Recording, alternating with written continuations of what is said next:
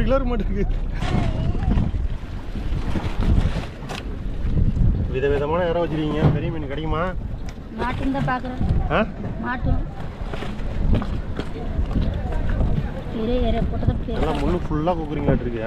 பெருசாக போட்டதானே பெரிய மீனாக பிடிக்கலாம். சின்னதாக போட்டு பார்த்தாச்சு மாட்டில்.